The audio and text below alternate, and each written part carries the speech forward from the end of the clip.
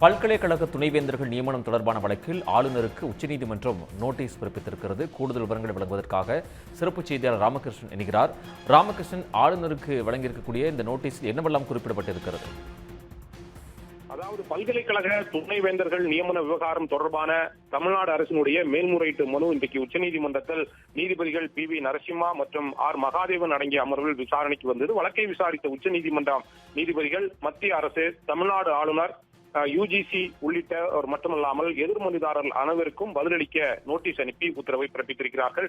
இந்த வழக்கை பொறுத்தவரையில் தமிழ்நாடு அரசு நிறைவேற்றிய பல்வேறு மசோதாக்களை ஆளுநர் ஆர்.என். ரவி காலவரையின்றி நிலுவையில் வைத்திருந்த நிலையில் அது தவறானது என உச்சநீதிமன்றம் கடந்த ஏப்ரல் மாதம் தீர்ப்பளித்தது. இதில் நிலுவையில் இருந்த மசோதாக்களுக்கும் ஒப்புதல் வழங்க அரசியலமைப்பு பிரிவு 142 கீழ் உச்சநீதிமன்றம் தனக்குள்ள அதிகாரங்களை பயன்படுத்தி தீர்ப்பு வழங்கியது.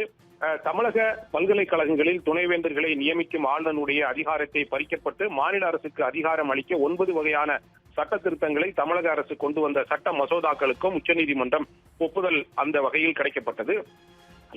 இந்த நிலையில தமிழ்நாடு அரசினுடைய இந்த திருத்தங்களை எதிர்த்து திருநெல்வேலியைச் சேர்ந்த பாஜக கே. வெங்கடாச்சலபதி என்பவர் சார்பில் துணைவேந்தர்கள் நியமன விவகாரத்தில் ஆளுநருடைய அதிகாரத்தை பறிக்கும் அனைத்து திருத்த சட்டங்களையும் செல்லாததாக அறிவிக்க வேண்டும் என கூறி சென்னை உயர்நீதிமன்றத்தில் வழக்கு தொடர்ந்திருந்தார். இந்த வழக்கை சென்னை உயர்நீதிமன்ற நீதிபதி ஜி.ஆர். சுவாமிநாதன் கொண்ட விடுமுறை கால அமர்வு அவசரமாக விசாரித்து விசாரணையின் போது துணைவேந்தர்களை அரசே நியமிக்கும் வகையில் தமிழக அரசு கொண்டு வந்த திருத்த சட்டங்கள் உள்ளிட்டவற்றுக்கு இடைக்கால தடை விதித்தது. அதை எதிர்த்துதான் உச்சநீதிமன்றத்தில் தமிழக அரசு மேல்முறையீட்டு மனு தாக்கல் செய்திருந்தது.